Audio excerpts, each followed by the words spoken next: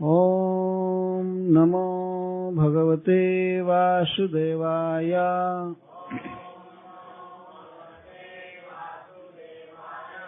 ओम नमो भगवते वासुदेवाय।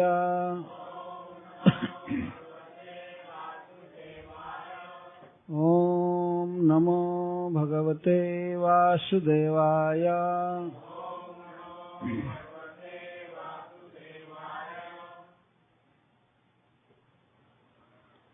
आज मैं चमनपुरी जी के घर पर गया था। उनकी पत्नी का नाम है विनोद पुरी जी। तो 2 हारमोनियम रखा हुआ था और बिल्कुल बजाने के मूड में। तो मुझे जिज्ञासा हो गई कि कौन गाते हैं कौन बजाते हैं। तो मैं इनको तो देखा था बजाते हुए। तो विनोद जी ने कहा कि मैं तो सीखी हूँ, संगीत बजाती हूँ। तब मेरे मन में आया कि थोड़ा भजन सुना दीजिए। बहुत अच्छा अभ्यास है। भक्ति से गा रही थी, श्रद्धा से गा रही थी। तो अब महाराज जजाति की शेष कथा प्रस्तुत की जा रही है। थोड़ा हाई कीजिए। हरे कृष्ण। ठीक।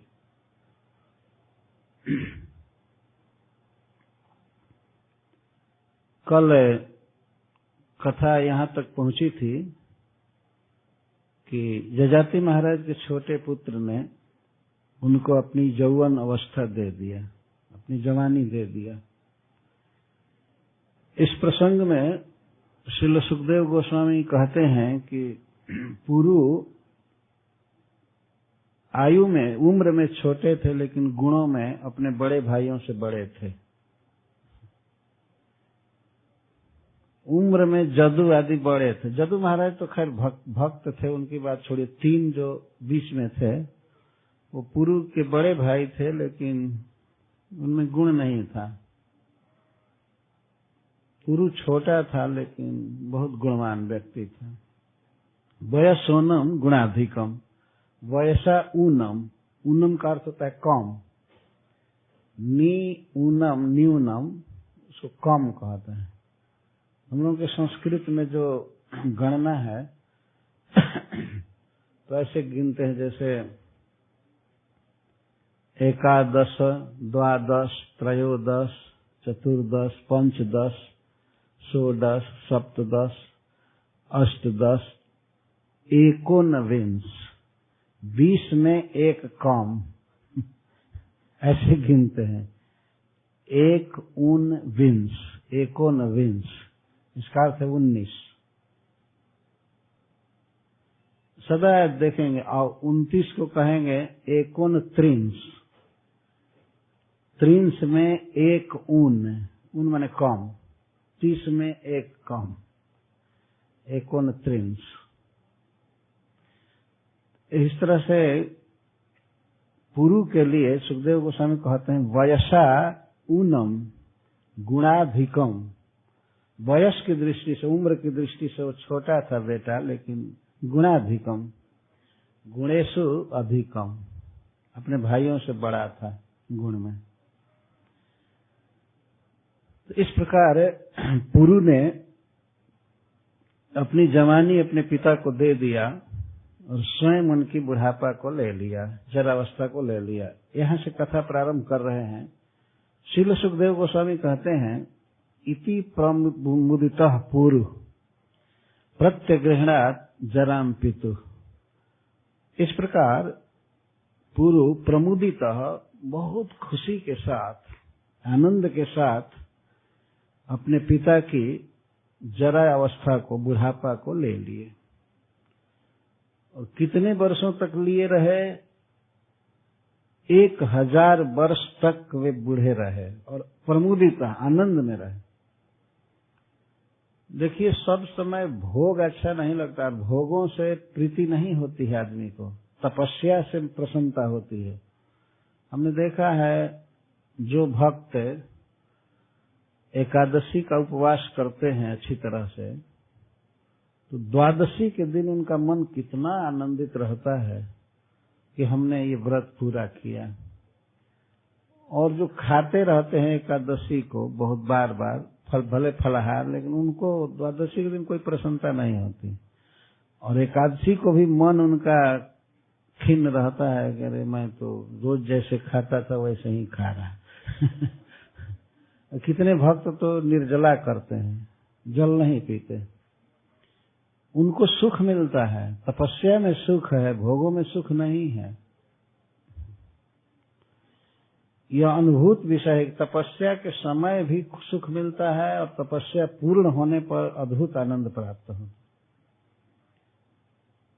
पुरु को इस बात से बहुत प्रसन्नता थी कि वो अपने पिताजी को सुख भोगते हुए देख रहा था कि पिताजी अच्छा खा रहे हैं। जवान आदमी अच्छा खा सकता है, पहन सकता है, घूम सकता है और वो अपनी पत्नी के साथ रह सकता है। तो इस बात से पुरु को बहुत प्रसन्नता हो रही, खुशी हो रही थी। उन्होंने जवानी दिया तो ऐसा नहीं सोचा कि बेकार दे दिया, नहीं देना चाहिए था, ऐसा कभी विचार नहीं आया।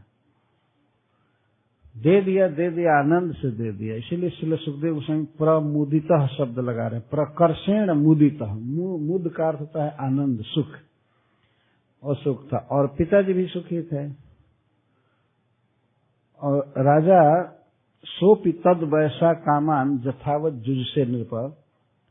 सुखदेव जी कहते हैं कि हे महाराज परीक्षित, सह अपि जजाति भी तद वैसा अपने पुत्र की जवानी लेकर के जथावत कामान बुबुझे, जुजु से, शास्त्र के अनुसार जो नियम बनाया गया है, शास्त्र के नियम के अनुसार वे भोगों को भोगने लगे।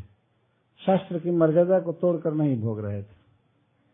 तो संसार के उत्कृष्ट से उत्कृष्ट वस्तु को खाना, पहनना, घूमना और देवयानी के साथ बिल्कुल शास्त्र मर्यादा के अनुसार वे भोग कर रहे थे। उसके साथ रहना, बात करना, सोना, जो कुछ भी था जथावत जैसा होना चाहिए वैसा, नियमों को तोड़ करके अपनी पत्नी के साथ नहीं रह रहे थे। इस तरह पुत्र बूढ़ा होकर के सुखी हो गया और पिताजी अपने पुत्र की जवानी लेकर के वे भी सुखी थे। जथावत जुजसे का अर्थ है युक्त हुए। विषय 5 प्रकार के हैं और उसमें एक एक के अनंत प्रकार हैं। जैसे रूप, आंखों से रूप का आस्वादन किया जाता है, और शब्द, सुंदर सुंदर गीत या किसी की मधुर बोली कान से आस्वादन करते हैं।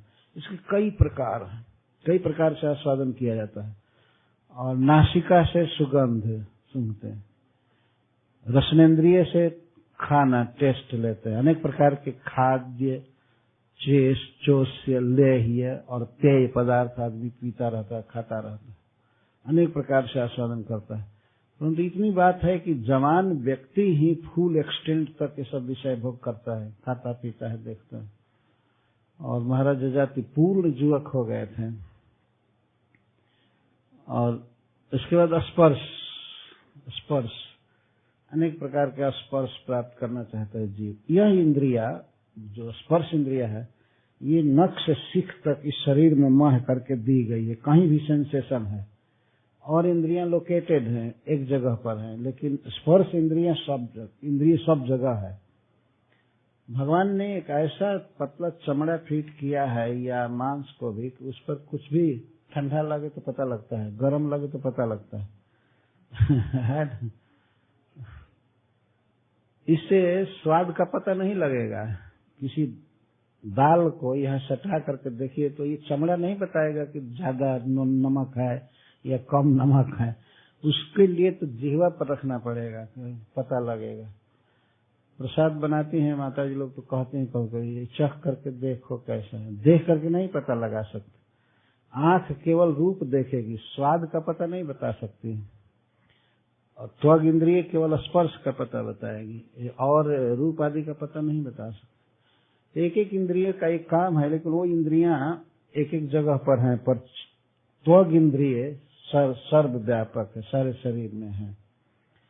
तो इस प्रकार से व्यक्ति 5 प्रकार के विषयों को अनेक तरह से भोगता रहता है। इसको काम या भोग कहते हैं। इसमें यह बात है कि स्त्री प्रसंग, स्त्री संग, इसमें से सबसे श्रेष्ठ काम माना गया है। इसलिए काम का अर्थ ही कर दिया जाता है स्त्री संग, परंतु काम का यही अर्थ नहीं। तो महाराज जजाति पूर्ण युवक होकर के और बहुत आनंद के साथ विषयों को भोगने लगे, परंतु धर्म मर्यादा के अनुसार। देखना सुनना जो कुछ भी था, धर्म के नियमों को तोड़कर नहीं देख रहे थे, सुन रहे थे कुछ भी। सप्तद्वीप पति सम्यक पितृवत पालयन प्रजा। देखिए, राजा का जो कर्तव्य है, उस कर्तव्य में पूरा आरूढ़ थे, लगे हुए थे महाराज जजाति। सप्तद्वीप पति, 7 द्वीप वाली पृथ्वी के वे पति थे, पालक थे। पितृवत पालयन प्रजा, प्रजा का पालन माता पिता की तरह कर रहे थे। जैसे माता पिता अपने संतान का पालन करते हैं, उनके सुख दुख का ध्यान रखते हैं, कोई भी संकट आने पर सहारा देते हैं, सब तरह से प्रेम करते हैं, इस तरह से राजा जजाति प्रजा से प्रेम करते थे। अपनी पत्नी में आसक्त थे, फिर भी प्रजा का पालन कर रहे थे। देश के नागरिक सब बहुत सुखी थे। धन्य धन्य निर्धन्य जजाति। एक पद में गाया गया है कि जजाति महाराज धन्य है, अद्भुत शासन उन्होंने किया, प्रजा सब तरह से सुखी थी, धर्म में लगी हुई थी। पितृवत पालयन, पितृ मतलब माता और पिता। माता पिता जैसे अपने बच्चे को स्नेह से पालते हैं, किसी संकट से रक्षा करते हैं, इस तरह से महाराज जजाति ने जनता के लिए प्रचुर भोजन की व्यवस्था करना, सब तरह से, और रक्षा करना, कोई आतंकवादी आक्रमण न कर दे। सब समय सब तरह के लोग होते हैं। जैसे यहाँ कितने सुख से लोग रह रहे थे और एक दुष्ट डिस्टर्ब कर दिया, लेकिन फिर भी उससे रक्षा की जा रही है जनता की। लेकिन महाराज जजाति के समय में तो कोई साहस ही नहीं कर सकता था कि कोई कुछ करे जनता का, इतना प्रचंड शासन था उनका। पितृवत पालन, जिस छोटे से बच्चे का पालन माँ करती है, पिताजी करते हैं, वैसे प्रजा का पालन कर रहे थे। और जथोपजोषम विषयान जुजुसे अव्याहत इंद्रिय, और जथोपजोषम 2 बार शब्द आया। शास्त्र की मर्यादा के अनुसार विषय भोग कर रहे थे, विषयों को भोग रहे थे। और जथोपजोषम, जथा उपजोषम, उपजोषम का अर्थ है अपनी जितनी इच्छा थी, जहां तक संतुष्टि हो सकती थी, वे विषयों को भोगते थे। इसी के लिए युवक बने थे। एक अद्भुत और सफल गृहस्थ थे, राजा थे, तो प्रजा का पालन भी ठीक से कर रहे थे, इसके साथ राजकीय विषयों को भोग रहे थे। एक राजा के पास तो काफी धन होता है और वो कुछ भी भोग सकता है, खा सकता है, पी सकता है, कहीं घूम सकता है। एक बात का ध्यान रखना चाहिए, जो सुखदेव गोस्वामी कहते हैं कि जथावत विषय भोग कर रहे थे, लेकिन अपनी पत्नी से संतुष्ट थे पूरा। सपने में भी किसी परिस्त्री के प्रति उनकी दृष्टि नहीं जा सकती थी। यह एक उनकी विशेषता थी। भगवान गीता में कहते हैं कि धर्मा विरुद्धो भूतेषु कामोस्मि भरतर्षभ। हे भरत श्रेष्ठ अर्जुन, मनुष्यों में या किसी जीव में धर्म के अविरुद्ध जो काम वासना है वो मैं हूं। इतना पवित्र है यह संबंध, विवाह का बंधन इतना पवित्र है, जिसको भगवान कह रहे हैं कि ये मेरी विभूति है, मेरा स्वरूप है। भगवान परम पवित्र है, सब तरह से माया से शून्य है, पाप रहित है। तो पति और पत्नी का जो संबंध है, जो संतान प्राप्ति के लिए है, इस संबंध को गीता में भगवान कहते हैं कि ये मेरा स्वरूप है। धर्म विरुद्ध धर्म से अविरुद्ध, अविरुद्ध मतलब अनुकूल। यदि धर्म के नियमों के अनुसार काम है तो यह काम मैं हूं। इतना पवित्र है संबंध। महाराज जजाति इस धर्म में थे, अपनी पत्नी से पूर्ण संतुष्ट थे और विषय भोग में लगे थे। अव्याहत इंद्रिय, उनकी इंद्रियां अव्याहत थी, इंद्रियों की शक्ति थोड़ी भी नहीं गई थी। आंख में देखने की शक्ति या पैर में चलने की शक्ति, मन में संकल्प विकल्प करने की शक्ति, स्मृति शक्ति या कान की शक्ति, जिह्वा की शक्ति, पाचन शक्ति, सब कुछ एकदम कंप्लीट ताजा था। आजकल के लोग तो कोई अच्छा चीज खाने के लिए दीजिए तो खा ही नहीं सकते, पचा ही नहीं सकते। कहना पड़ता है कि कोरी रोटी चाहिए, घी नहीं चाहिए। क्या भोग करोगे? घी भी नहीं खा सकते क्योंकि आंत में शक्ति ही नहीं है पचाने की। कोई घी खा ले ज्यादा तो उसकी आंतें मल को बाहर नहीं करती, चिकनी हो जाती। इस तरह भोगने की कोई शक्ति ही नहीं है। जो अवस्था में कुछ शक्ति रहती है लेकिन इसके बाद शक्ति क्षीण होती जाती है, कुछ ही वर्षों में एकदम क्षीण हो जाती है। लेकिन महाराज जजाति की इंद्रियां कभी क्षीण नहीं हुई। अव्याहत इंद्रिय, इंद्रियों की शक्ति कभी समाप्त नहीं हुई न कम हुई। 1000 वर्षों तक विषय भोग करते रहे। विशेष करके देवयानी इनको बहुत सुखी रख रही थी। सुखदेव गोस्वामी कहते हैं, देवयान्यपि अनुदिनम मनो वाग देह वस्तु भी प्रेयसः परमाम प्रीतिम उवाह प्रेयसी रहा। देवयानी के लिए सुखदेव गोस्वामी कहते हैं प्रेयसी, और महाराज जजाति के लिए कहते हैं प्रिय। वास्तव में जजाति में और देवयानी में केवल विवाह का संबंध ही नहीं हो गया था, उनमें वास्तव में प्रेम था। वास्तव में जो प्रेम कहा जाता है, महाराज जजाति चाहते थे कि मेरी पत्नी सुखी रहे सब तरह से, और पत्नी चाहती थी कि हमारे पति सब तरह से परम आनंद में रहें, सुख में रहें। इसलिए श्रील सुखदेव गोस्वामी प्रेयसी और प्रिय शब्द का प्रयोग कर रहे हैं, पति और पत्नी शब्द का प्रयोग नहीं कर रहे हैं। ऐसा नहीं था कि चलो विवाह हो गया है तो क्या करेंगे, इसको साड़ी कपड़ा सब देना ही पड़ेगा, ऐसा भार नहीं था।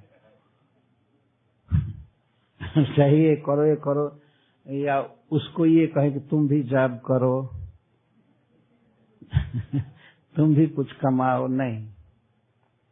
वास्तव में ऐसे तो देश काल के अनुसार करना चाहिए, ठीक है।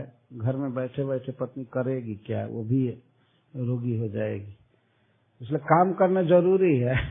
मैं इस पर अटैक नहीं कर रहा हूँ। यहाँ की जो रीति है वो चलेगी, क्योंकि देश काल के अनुसार धर्म बदल जाता है, काल के अनुसार, देश के अनुसार। जैसे यहाँ पर हमने सुना है काल के अनुसार टाइमिंग बदल जाता है। जाड़े में 1 घंटा आगे के पीछे कुछ करते हैं ना, 1 घंटा। और यहाँ की रीति दूसरी है, देश दूसरा है, तो यहाँ पर आप कार दाहिने हाँकते हैं, राइट में। इंडिया में लेफ्ट में हाँकते हैं। कोई कहे कि नहीं, मैं देश काल का नियम नहीं मानता हूँ, मैं बाएं ही हाँकूंगा कार को तो तुरंत पकड़ लिया जाएगा। तो देश काल कहते हैं। ये जो भी है, परिवार को मेंटेन करने के लिए पत्नी काम करे, ठीक है, परंतु जो आदर्श परिवार भारतवर्ष में देखा जाता है, पत्नी गृह स्वामिनी होती है। वो घर में संतुष्ट भी रहती है सब तरह से। घर में बहुत काम होता है वास्तव में, छोटा छोटा देखा जाए, सब साफ करना, खाना बनाना, भगवान को भोग लगाना है, इसे फुर्सत नहीं मिलती। तो और पति का कर्तव्य है कि वो कमाए, वो काम करे, बाहर काम करके लावे, और पत्नी उसको सजा कर संवार करके रखे, बच्चों की सेवा करे, सुखी करे, उनके एजुकेशन का ध्यान रखे। और यहाँ की स्थिति दूसरी है। यहाँ तो पहले जीने के लिए काम करना है, और तो दूर देखा जाएगा, भले जिएंगे कैसे। इतना इतना प्रॉपर्टी टैक्स, ये टैक्स, वो टैक्स, इंश्योरेंस, दिस दैट। तो पति केवल काम करे तो अच्छा से चल ही नहीं पाएगा, है ना। इसलिए किया जा सकता है, लेकिन महाराज जजाति अपनी पत्नी का ऐसा ध्यान रखते थे, सब तरह से सुखी रहे, स्वस्थ रहे, ठीक रहे। और वह पत्नी ऐसी थी जो केवल अपने पति का ही चिंतन करती थी, कैसे सुखी रहेंगे, कैसे सुखी रहेंगे। तो सुखदेव गोस्वामी कहते हैं मनोवाग देह वस्तु भी, मन से, वाणी से, शरीर से और वस्तुओं से वो अपने प्रियतम स्वामी की को सब तरह से खुश करना चाहते थे। मन से मतलब अत्यंत प्रसन्नता पूर्वक, मन में सदा उनके प्रति शुभ विचार रखती थी, ये और सुखी हो, और सुखी हो। पत्नी यही प्लान करती थी, देवयानी यही प्लान में रहती थी, संकल्प विकल्प करती थी, केवल ऐसे कि पति कैसे सुखी रहेंगे, कैसे सुखी रहेंगे, कैसे सुखी रहेंगे। मैं सब प्लान करती थी, आएंगे तो ऐसे पंखा झलूंगी, उनको भोजन यह बनाऊंगी, यह करूंगी, यह करूंगी। मन से सोचना, ये मानसिक सेवा है। भगवान राधा कृष्ण की भी मानसिक सेवा की जाती है, अष्टकालीन मानसिक सेवा। चैतन्य महाप्रभु ने रघुनाथ दास गोस्वामी को कहा था, ब्रजे राधा कृष्ण सेवा मानसी करीबे, मन से सेवा करना। तो रघुनाथ दास गोस्वामी ने कोई श्री विग्रह स्थापित नहीं किया, वे मन में 24 घंटे करते रहते थे। और भक्तों को भगवान ने कहा कि तुम श्री विग्रह की स्थापना कराना, रूप गोस्वामी, सनातन गोस्वामी आदि। तो इस तरह से मन से अपने पति के शुभ की कामना करना हमेशा, यह भी एक सेवा है। और मनोवाग देह वस्तु भी, और देह से सेवा करना। देह से सेवा, जैसा मैं कहा पहले कि पंखा झलना, चरण दबाना और अपने शरीर को अर्पित कर देना अपने प्रिय को, वो जैसे सुखी हो। अपने देह को ये समझना कि हमारे प्रियतम पति के सुख का ये साधन है, जैसे भी सुखी हो। तो देह अर्पण करना और वचन, वाग, बहुत अच्छा बोलना। पत्नी का एक बहुत बड़ा गुण है कि अपने पति से वो बहुत प्रेम से बोले, कभी कड़ा न बोले। ये धर्म है, शास्त्रों में सिखाया गया। कभी कठोर न बोले, क्योंकि पति बहुत इधर उधर घूमता है, बाहर जाता है, ये जाता है, तो उसका मन खिन्न रहता है, थका रहता है, किसी ने कुछ बोला है, ऑफिस में ये चिंता, वो चिंता। घर पर आकर के तो कम से कम वो जुड़ा जाए, ठंडा हो जाए। ईस्ट और the west, home is the best ये कहा जाता है। वास्तव में अपना घर स्वर्ग है। कब स्वर्ग है? जबकि पत्नी बहुत प्रेम से बोलती हो, तब वो स्वर्ग है। अन्यथा अगर पत्नी कठोर बोलती है तो उस आदमी को जंगल में चले जाना चाहिए। चाणक्य पंडित कहते हैं, माता जस्य गृहे नास्ति, और प्रिया चा प्रिय भाषणी, अरण्यम तेन गंतव्य यथारण्यम तथा गृहम। जिस व्यक्ति की माँ घर पर नहीं है और अपनी पत्नी है तो कठोर बोलती है, कर्कशा है, तो उस व्यक्ति को चाहिए कि अरण्यम गंतव्य, वो अरण्य में चला जाए, जंगल में, वहां सुखी रहेगा, घर में सुखी नहीं रहेगा। क्योंकि यथारण्यम तथा गृहम, जैसे जंगल है, अरण्य है, वन है, वैसे गृहम। तो गृह में क्या सुख है?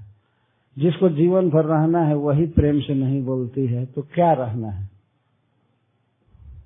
एक बार मैं बात कहा था तो एक भक्त ने पूछा कि तो जथा अरण्यम तथा गृहम, जैसा घर है वैसा वन है, तो वन में क्यों जाए, वहीं रहे दोनों एक। तो चाणक्य पंडित कहते हैं कि अरण्यम तेन गंतव्य, उसके द्वारा चाहिए कि वो अरण्य में चला जाए, वन में चला जाए। तो भक्त ने पूछा कि कहते हैं कि जथा अरण्यम तथा गृहम, जैसा वन है वैसा घर है, तो घर ही में रहने दें, ये क्यों कहते हैं कि वन में चले जाए? मैं कहा कि इसका मतलब वन में कुछ ज्यादा सुख है, तकलीफ कम है। घर में ऐसी अगर स्त्री अनुकूल नहीं है और खास करके बोली उसकी ठीक नहीं है तो उस घर को छोड़ ही देना चाहिए और वन में चले जाना चाहिए। वन से मेरा मतलब वृंदावन चले जाना चाहिए। हरे कृष्णा कृष्णा कृष्णा हरे हरे, हरे राम हरे राम। स्त्री की जो बोली है अपने पति से, यह उसके जीवन के लिए एक बहुत सुख की सामग्री है। प्रेम से बोलना। कई बार हमने सुना है किसी पत्नी को कहते हुए, अपने पति को कहते, पहले बोलना सीखो, और खुद ही गलत बोल रही है। पहले बोलना सीखो, कैसे बोला जाता है। बोलना सीखो। आज एक स्त्री ने हमसे प्रश्न किया कि महाराज मैं अपने पति से कुछ भी नहीं बोलती हूँ, जो कुछ भी बोले ये करे, लेकिन दूसरे लोग कहते हैं कि नहीं तुम ऐसे चुप मत रहो, कुछ बोलो, उनको जवाब दो, उनको क्या करना चाहिए। तो मैंने कहा कि जैसे और लोगों को आप जवाब नहीं देती हैं तो ऐसे नहीं, पति को कभी नहीं बोलती हैं, जवाब देती हैं। तो लोग दूसरे लोग कुछ भी कहें तो उस समय भी आप चुप रहिए। उनको कुछ मत कहिए, कहने दीजिए जो कहना चाहते। भगवान ने अलग अलग धर्म बनाए हैं, नारी धर्म अलग है, पति का धर्म अलग है। तो देवयानी सब तरह से अपने पति से बहुत प्रेम से बोलती थी, बहुत प्रेम से। वचन बहुत बड़ा धन है, और वस्तु भी, वस्तु का अर्थ है खाने की वस्तु, पहनने की वस्तु, सबको ठीक रखना। अनेक प्रकार की वस्तु जो पसंद करते थे जजाति महाराज, वह प्रस्तुत किया करते थे। वस्तु में अनेक वस्तु हैं, जैसे भोजन मुख्य है, और भी घर को सजा कर रखना, कपड़ा आयरन करके रखना अच्छा तरह से। सब कुछ। उसमें मशीन नहीं थी कपड़ा धोने की, वॉशिंग मशीन नहीं थी। रानी होते हुए भी सब कुछ प्रस्तुत करती थी अपने दासियों के द्वारा, चाहे जैसे तैसे बहुत वस्तु प्रस्तुत करती थी जिससे उसके पति सुखी रहे। इस प्रकार महाराज जजाति अपनी पत्नी के द्वारा प्रस्तुत की गई वस्तुओं को स्वीकार करते थे, और राजा थे ही सप्तद्वीपवती पृथ्वी के, खूब भोगे। तो यहाँ प्रश्न होता है, वे तो भक्त थे, तो क्या भगवान को बिल्कुल भूल ही गए? नहीं, मुख्य उनके जीवन में था भगवान विष्णु की आराधना। यहाँ पर कह रहे 3 श्लोक में, अयजद यज्ञ पुरुषम क्रतुभिर्भूरि दक्षिणहि सर्वदेवमयम देवम सर्ववेदमयम हरिम। वे भगवान की आराधना करते थे बड़े बड़े यज्ञों से। क्रतुभिर्भूरि दक्षिणहि, ऐसे ऐसे यज्ञ करते थे महाराज जजाति जिनमें प्रचुर दक्षिणाएं दी जाती थी। लोगों को खिलाना पिलाना, दान देना, गरीबों को, ब्राह्मणों को, जो भी नीडी पर्सन्स हैं उनको देना, भगवान का प्रसाद, अलंकार आदि भी सब कुछ देते थे। भूरी दक्षिणा, ऐसे ऐसे यज्ञ करते थे जिनमें भूरी का बहुत अधिक दक्षिणा देते थे। जिस यज्ञ में दक्षिणा नहीं दी जाती है वो यज्ञ निष्फल माना जाता है। तो महाराज जजाति बहुत यज्ञ की। यज्ञ में मुख्य यज्ञ था श्रवण कीर्तन ही। वास्तव में शास्त्रों के परपॉइंट से पता चलता है जब सिद्धर स्वामी लिखते हैं, और यज्ञ का अर्थ था भगवान का श्रवण कीर्तन। जैसे हम लोग यहाँ यज्ञ कर रहे हैं, यही वास्तविक यज्ञ है। यज्ञ संकीर्तन प्राय, जिसमें भगवान का संकीर्तन हो, गुणगान हो, वही सबसे श्रेष्ठ यज्ञ है। तो ऐसा ऐसा आयोजन बहुत करते थे, और व्यक्तिगत अपने घर में जो ड्यूटी था भगवान का, तो उसकी भी पूजा में लगे रहते थे और यज्ञ करते थे, जनता को प्रेरित करते थे भगवान की भक्ति में। किसके लिए यज्ञ करते थे? यज्ञ पुरुषम, जो यज्ञ भोक्ता हैं वास्तव में भोक्तारम यज्ञ तपस्याम, यज्ञ और तपस्या के इंजॉयर हैं, भोक्ता है, ऐसे भगवान विष्णु की आराधना करने के लिए यज्ञ करते थे। यज्ञ पुरुषम सर्वदेवमयम देवम, भगवान विष्णु सर्वदेवमय हैं। अगर उनकी पूजा कोई करता है तो सारे देवताओं की पूजा कर लेता है। जैसे वृक्ष के मूल में कोई जल डालता है तो वृक्ष के शाखा प्रशाखा फल फूल पत्र सबको सींच रहा है ना। यदि मूल में जल डालता है तो सब जगह जाएगा। तो मूलम ही विष्णु देवानाम, समस्त देवताओं के मूल हैं विष्णु कृष्ण। यदि कोई व्यक्ति भगवान को प्रसन्न कर रहा है अपने कर्मों से तो उसके द्वारा सारे देवता प्रसन्न हो जाते हैं, सारे जीव प्रसन्न हो जाते हैं। जैसे वृक्ष के मूल में जल देने से वृक्ष के प्रत्येक अंग हरे भरे रहते हैं, सुखी रहते हैं। कुछ सिद्धांत है कहाँ हम करें कि वो सबको पहुंच जाए कोई चीज, तो भगवान कृष्ण की पूजा करनी चाहिए, उससे सारे देवता प्रसन्न होते हैं। और देवताओं की यदि अलग पूजा की जाती है तो उनको मिल ही नहीं पाएगा वो। यदि किसी वृक्ष की शाखा को काट करके आप नदी में डाल दीजिए तो धीरे धीरे सूख जाएगा, क्योंकि वो भोक्ता नहीं है। भोक्ता नहीं, जो भोक्ता नहीं है उसकी पूजा करके करेंगे क्या, वो लेगा ही नहीं। और भागवत में एक श्लोक में बताया गया है, जथा तरोर मूल निषेचनेन तृप्यन्ति तत् स्कंद भुजोपशाखा प्राणोपहारो च जथेन्द्रियाणाम तथैव सर्वाहरणमच्युतेज्य। दो उदाहरण दिया गया है। वृक्ष के मूल में जल देने से वृक्ष के प्रत्येक अंग में पहुंच जाता है, और प्राण उपहार पेट में अन्न देने से, भोजन देने से वह भोजन का रस सारे शरीर को प्राप्त होता है। लेकिन भोक्ता कौन है? भोक्ता है प्राण, पेट, मुख। मुख ही खाएगा। अगर यहां डालेंगे तब सब जगह पहुंचेगा, अन्यथा नहीं पहुंच सकता है।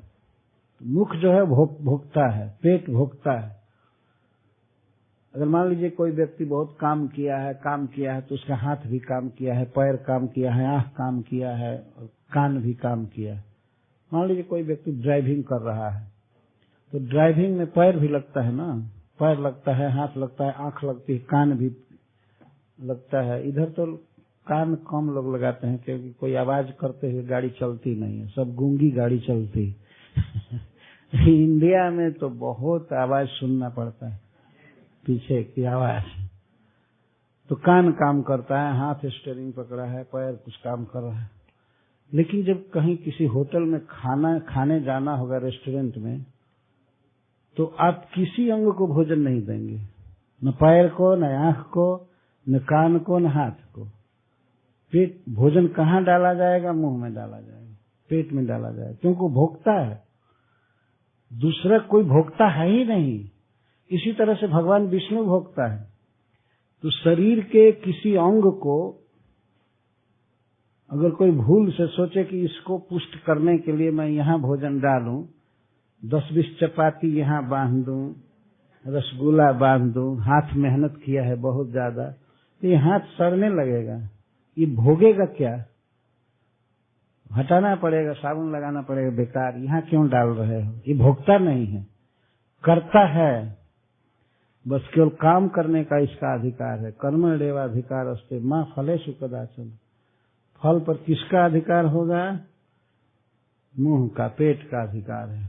उसका स्वरूप ऐसा है कि वहां डालने पर भोजन के रस को सब जगह सप्लाई करता है, पहुंचा देता है।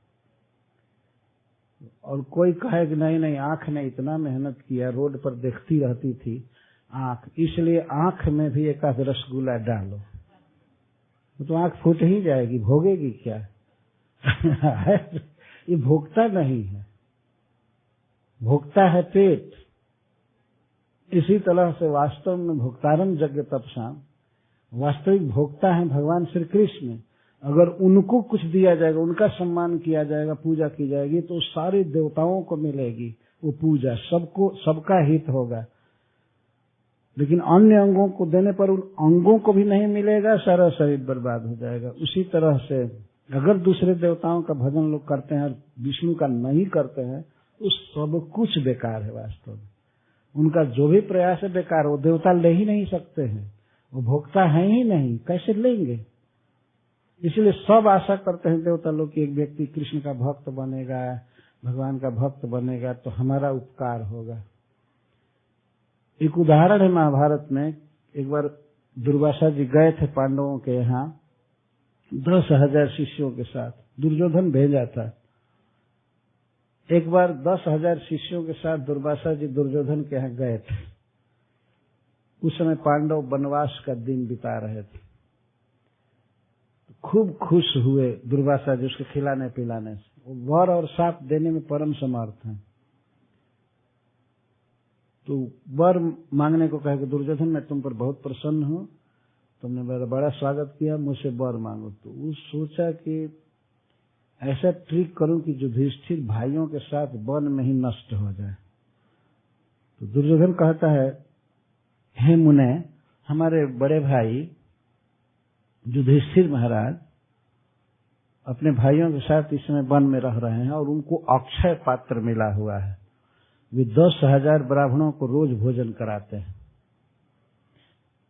तो मेरी यही इच्छा है कि जैसे आपने हमको सौभाग्य दिया, वैसे अपना 10,000 डिसाइपल लेकर के उनका भी आतिथ्य स्वीकार कीजिए, वो भी धन्य हो जाएंगे आपको खिलाकर। वो साधु कुछ नहीं सोचा कि ये खतरे में डाल रहा है। वो चले गए 10,000 शिष्यों को लेकर के, चलो चलो महाराज युधिष्ठिर के यहाँ प्रसाद खाना। जब वो वनवास में का दिन बिता रहे थे, उनके पास एक अक्षय पात्र था जो भगवान सूर्य ने दिया था। जब तक द्रौपदी नहीं खाती थी तब तक उससे लाखों करोड़ों आदमियों को परसा जा सकता था, घटने वाला नहीं था। अक्षय, जिसमें बनाया हुआ भोजन का क्षय होता ही नहीं था, अक्षय पात्र। तो गए दुर्वासा जी, और इसने कह दिया था दुर्योधन ने कि आप तब जाइएगा जब बेचारी द्रौपदी खा ले, तो आराम से बनाएगी भोजन आप सबको। ऐसा न हो कि वो न खाए, उसको दुख हो। तो जब द्रौपदी खा ले तब जाइएगा। गए, उस समय द्रौपदी खा चुकी थी। दिन का दोपहर से आगे हो गया था। महाराज युधिष्ठिर प्रणाम किए, सब भाई प्रणाम किए और उनसे याचना किए कि आप हमारा आतिथ्य स्वीकार कीजिए, हमको धन्य कीजिए, आप हमारे यहाँ प्रसाद लीजिए। तो उन्होंने कहा ठीक है। अभी एक तो लेट आए थे बहुत, और अब कहने लगे अभी हमको नदी में स्नान करना है, दोपहर का कृत्य बाकी है, वहां हम सब लोग स्नान करके आएंगे। ठीक है, तो स्नान करने गए। तो महाराज युधिष्ठिर द्रौपदी जी से पूछे कि द्रौपदी, जो 10,000 साधु आ गए, उनके लिए पात्र में कुछ है? द्रौपदी ने कहा नहीं, मैं तो खा चुकी हूँ, और दिन में एक ही बार भोजन बन सकता था, अब कोई उपाय नहीं था बनने। तब तो महाराज युधिष्ठिर ने कहा कि आज तो सबका मरण निश्चित होगा, वो दुर्वासा जी शाप दे देंगे। देखो कृष्ण, द्रौपदी का नाम एक कृष्णा भी था। देखो कृष्णा, तुमसे भगवान श्री कृष्ण बहुत प्रेम करते हैं, तुम्हारी लाज बचाए भरी सभा में तुम पुकारोगी तो वे जरूर चले आएंगे। वे कोई न कोई उपाय करेंगे, तब हम लोग बचेंगे, नहीं तो नहीं बचेंगे।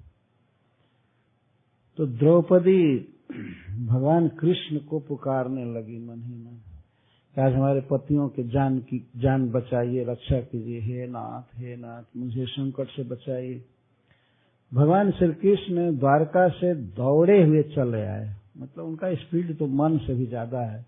वो आ गए, आए तो आते ही द्रौपदी से बोले, द्रौपदी को बहन कहते थे, बहन तुम मुझे कुछ खाने को दो, मैं बहुत भूखा हूं।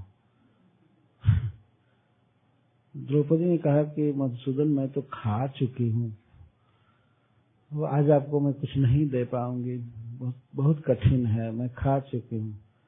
भगवान कहते हैं देखो मजाक मत करो, मेरे प्राण निकल रहे हैं भूख से, मैं मर जाऊंगा, मुझे कुछ तो दो, कुछ तो दो। कहे कुछ है नहीं। तो भगवान ने कहा बर्तन लाओ, अक्षय पात्र लाओ।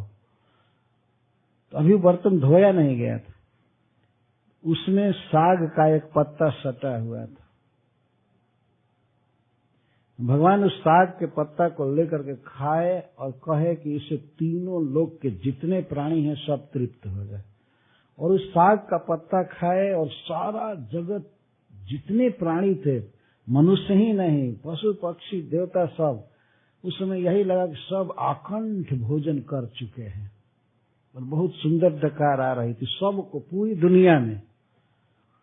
इसके बाद भगवान श्री कृष्ण ने कहा भीमसेन से, भैया जाकर के साधु मंडली को बुला लाओ, कहना कि भोजन तैयार है। भगवान ने कहा जाओ बुला लाओ, बुला लाओ। बहुत देर हुई। उधर क्या हुआ, जब भगवान साग का पत्ता खाए तो साधुओं का पेट तो भर गया बिल्कुल, डकार आने लगी। तभी एक दूसरे पर देखने लगे कि अरे मेरा पेट कैसे भर गया, उसकी क्या हालत है। तो सबकी हालत तो वही थी। तो सब एक दूसरे पर देखने लगे, ये क्या हो गया, बिना खाए पेट क्यों भर गया, क्या बात हो गई, ये कोई रोग नहीं है, कैसे पेट भर गया। तो सब दुर्वासा जी से पूछे कि गुरु महाराज ये अकस्मात पेट कैसे भर गया। दुर्वासा जी इस अनहोनी घटना को तो समझ सकते थे। उन्होंने कहा देखो, युधिष्ठिर के द्वारा हमने बहुत पाक करा दिया। वो समझते थे कि 10,000 भोजन बन चुका 10,000 लोगों के लिए। अब तो देखो एक भक्त के अन्न को हम लोग बर्बाद करेंगे, अब खा नहीं सकते, एक कवर भी नहीं खा सकते, और इतना बड़ा पाक करा करके हमने बहुत बड़ा अपराध किया। अब देखो तुम लोग भागो यहाँ से, जो सुदर्शन चक्र आने वाला है। उसी समय उन्होंने शाप दिया दुर्योधन कि तुम्हारा नाश हो जाए, हमको तुम इतना संकट में भेजे हो, ऐसे वहां पर शाप दिए थे। और भाग गए, एक तरफ नहीं भागे क्योंकि सुदर्शन चक्र एक तरफ सबको मार सकता था। तो उन्होंने कहा कि जिसको जिधर रास्ता मिले उधर भागो। तो कोई धस कर पताल चला गया, कोई आकाश में उड़ गया, कोई इधर भागा, कोई उधर भागा, ये सब भाग गए डर करके। तो सबका पेट भर गया था।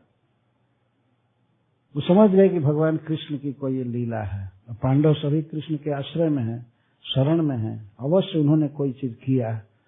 अब भाग गए। जब भीमसेन वहां गए, पूछने लगे, ओ मुनया, हे मुनियो कहाँ हैं, आपको महाराज युधिष्ठिर भोजन के लिए बुला रहे।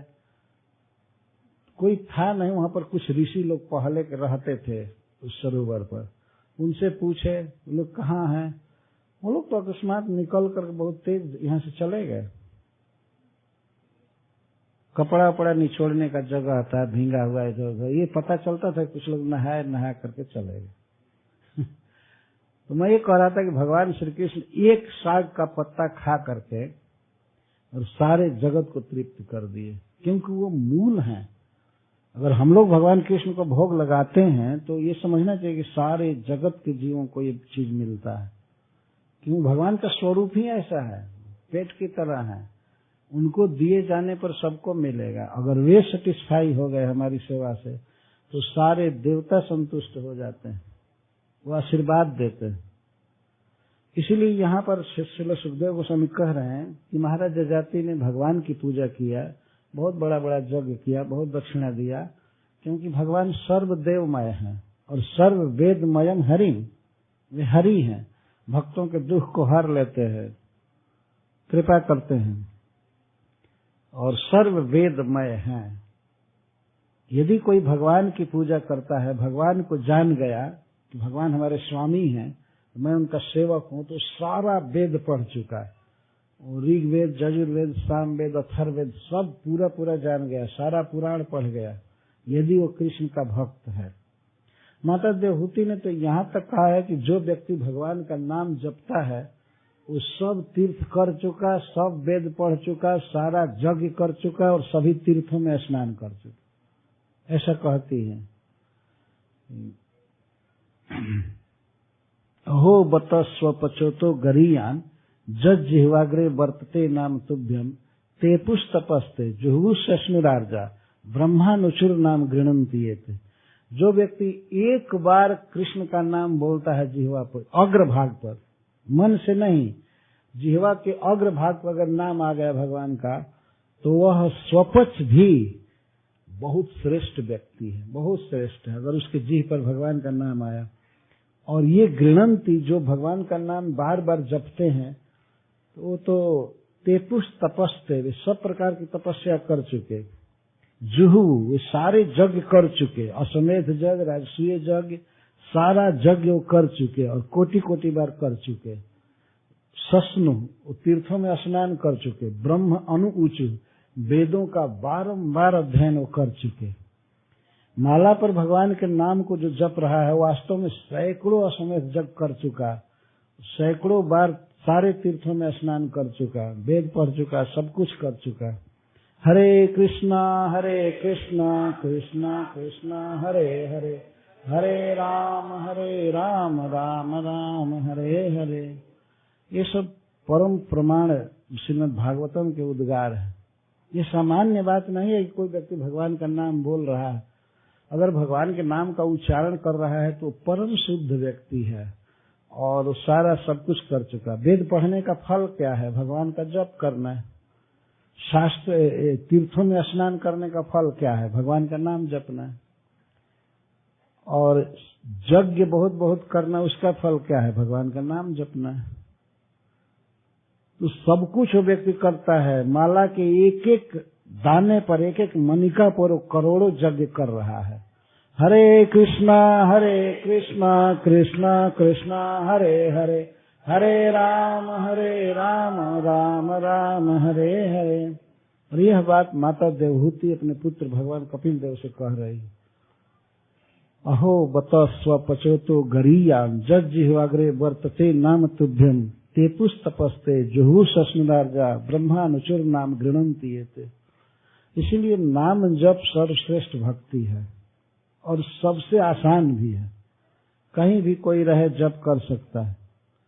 कभी कभी लोग कहते हैं कि माला लेकर चलने में ठीक नहीं लगता है, तो ठीक है, काउंटिंग क्लिक से कीजिए, वो गिनने वाली मशीन आती है उससे कीजिए, कोई बात नहीं, पर करना तो चाहिए, वाइब्रेशन तो करना चाहिए जीभ से। जिसके जीभ पर भगवान का नाम है उसके लिए मंगल ही मंगल है, उसकी सदगति होगी ही होगी, उसे कोई पाप टच नहीं कर सकता है। पहले के सारे पाप भस्म हो जाते हैं, इतनी नाम की महिमा है। और श्रील प्रभुपाद जी जब दीक्षा देते थे तो यही कहते थे, चांट एटलीस्ट 16 राउंड्स, जप करो। यही उपदेश है, दीक्षा का यही सार है, भगवान के नाम का उच्चारण करना। तो यहाँ पर सुखदेव गोस्वामी कहते हैं सर्व वेदमयम हरिम। हरि श्री कृष्ण सर्व वेदमय है। यदि कोई भगवान की पूजा कर रहा है, भक्ति कर रहा है, तो सारा वेद पढ़ चुका है। अन्यथा अगर वेद पढ़े और वेद पढ़ करके कुछ दूसरा विचार करे, भगवान से प्रेम न करे, तो उसका वेद पढ़ना बेकार है। जैसे कुछ लोग हैं भारतवर्ष में, ऐसा ग्रुप है, वो वेद पढ़ते हैं, यहाँ तक कहते हैं वेद पढ़ना चाहिए, पुराण सुना नहीं पढ़ना चाहिए। जब वेद पढ़ते हैं और करते क्या है? हवन केवल करते।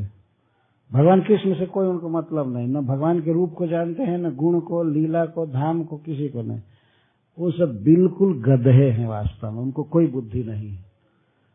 भगवान का नाम जपने वाला ही वास्तविक वेद के तात्पर्य को समझ रहा है। कृष्ण की पूजा करता है, नाम जप करता है, वो सही वेद पढ़ा हुआ है। अन्यथा वेद के श्लोकों को जान करके और स्वाहा हाहा केवल करो, ये फल नहीं है।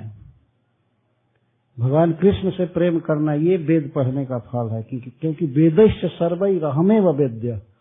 भगवान गीता में कहते हैं कि सारे वेदों के द्वारा मैं ही वेद्य हूँ, मुझे जानने के लिए वेद बनाया गया है और मैं ही बनाया हूँ और मैं ही वेद का तात्पर्य जानता हूँ। वे कह रहे हैं, डायरेक्ट कह रहे हैं। और कुछ लोग कहते हैं वेद में तो कृष्ण का नाम ही नहीं आया है, कृष्ण की भक्ति की कोई चर्चा नहीं है। अंधा गधे कहीं के, तुमको वेद क्या दिखाई दे रहा है?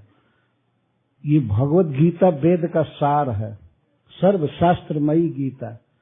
और गीता में कितना भगवान अपने बारे में बताते हैं, अहम सर्वस्व प्रभवो मत्तः सर्वम प्रवर्तते इति मत्वा भजन्ते माम बुधा भाव समन्विता। मैं सबको जन्म दिया हूँ, मैं सबको पाल रहा हूँ, इस बात को जानकर विद्वान लोग मेरा भजन करते हैं, स्पष्ट बोलते हैं। इति मत्वा भजन्ते माम बुधा भाव समन्विता, भाव के साथ, प्रेम के साथ मेरा भजन करते हैं। मच्चिता मदगत प्राणा बोधयन्तः परस्परम कथयन्तश्च माम नित्यं तुष्यन्ति च रमन्ति च। भगवान कहते हैं कैसे मेरा भजन करते हैं? मच्चित्ता, उनका मन, उनका चित्त मुझ में लगा रहता है। मदगत प्राणा, और उनकी इंद्रियां मेरी सेवा में लगी रहती। मच्चित्ता मदगत प्राणा, और आगे कैसे हैं? बोधयन्तः परस्परम, और एक दूसरे को मेरे बारे में, मेरे गुणों को बताते रहते हैं। कृष्ण कितने सुंदर हैं, कितने कृपालु हैं, कितने महान हैं, प्रायः मेरे ही बारे में बोलते रहते हैं परस्पर। कथयन्तश्च माम नित्यम, और मेरी ही प्रशंसा करते रहते हैं। कथन का अर्थ प्रशंसा होता है। मेरे बारे में ही गाते हैं, मेरे बारे में ही सुनते रहते हैं, बोलते रहते हैं, और यही उनका काम है। इसी में तुष्यन्ति च रमन्ति च, यही उनका तोष है, यही उनका सुख है, और इसी में रमते रहते हैं। जब देखो तो मेरे विषय में गाते हैं, बोलते रहते हैं। ये है विद्वान का लक्षण, और इस पर जाना जाएगा कि ये व्यक्ति वेद के सार को समझ रहा है। जो लोग वेद पढ़ करके भी कृष्ण को नहीं समझ पाते हैं, उनका वेद पढ़ना केवल परिश्रम देता है, कोई लाभ नहीं होता है। नाम जप करना चाहिए भगवान का। सुखदेव जी कहते हैं कि हरि सर्व देवमय हैं और सर्व वेदमय हैं। जस्मिन इदम विरचितम व्यमनीव जलदावलिः नानेव भाति ना भाति स्वप्न माया मनोरथ। जस्मिन इदम विरचितम, भगवान विष्णु के भीतर ही, उनके स्वरूप के अंदर ही सारा विश्व रचा हुआ है। हम लोग देखते हैं इस विश्व को, अमेरिका जैसा देश है, ऑस्ट्रेलिया है या यूरोप है, सब कितने कितने पहाड़, कितनी नदियां, कितने जीव, कितने झाड़, क्या क्या सब कुछ। और ये सारा विश्व, यहाँ तक कि अनंत अनंत ब्रह्मांड, ये सारे लोग भगवान कृष्ण के भीतर हैं। कोई व्यक्ति इस बात को सुन करके चकित हो सकता है कि सब कृष्ण के भीतर कैसे हो सकता है।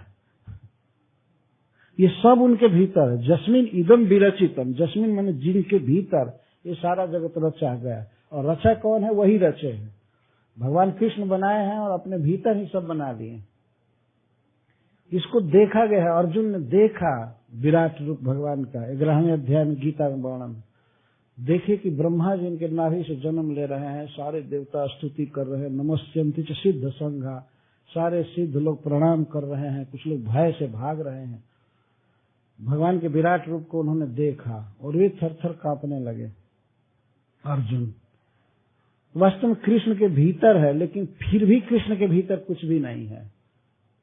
भगवान गीता में कहते हैं मतस्थानी भूतानी न च मतस्थानी भूतानी। एक ही जगह पर एक श्लोक में कहते हैं कि सारा जगत मेरे भीतर है, फिर कहते हैं कुछ भी मेरे भीतर नहीं है, मैं तो पूर्ण स्पिरिचुअल हूँ। भगवान के भीतर जड़ जगत कैसे हो सकता है? फिर भी भीतर है। आश्चर्य की बात। इसको हम लोग इस तरह समझ सकते हैं, जैसे मान लीजिए कोई कहे कि मन के भीतर सारा संसार है। मन बहुत सूक्ष्म है, छोटा है, लेकिन उसके भीतर पूरा अमेरिका अट जाता है। हम सोचेंगे यहाँ लॉस एंजलिस से न्यूयॉर्क और उधर सियाटल से दक्षिण में कौन बड़ा नगर है, ह्यूस्टन, जो भी हो, ये सारा एक दृष्टि में एक बार आ जाता है। मन में, चिंतन में सब जगह आ जाता है। तो इसका मतलब है कि वो सारा संसार हमारे मन के भीतर आ चुका है। और जबकि हम कार के भीतर है, कार के भीतर है, पर हम सोच सकते हैं कि कार मेरे भीतर है। मन में आ जाती है पूरी कार। कार के भीतर मन है और मन के भीतर कार है। तो मन तो जड़ पदार्थ है, भगवान तो पूर्ण चिन्मय है, स्पिरिट है, तो उनके भीतर सारा जगत है। लेकिन फिर भी वे जो हैं पूर्ण शुद्ध हैं, उनके भीतर मैटर कुछ नहीं है, वो केवल स्पिरिट है, चिन्मय है, आत्मा है।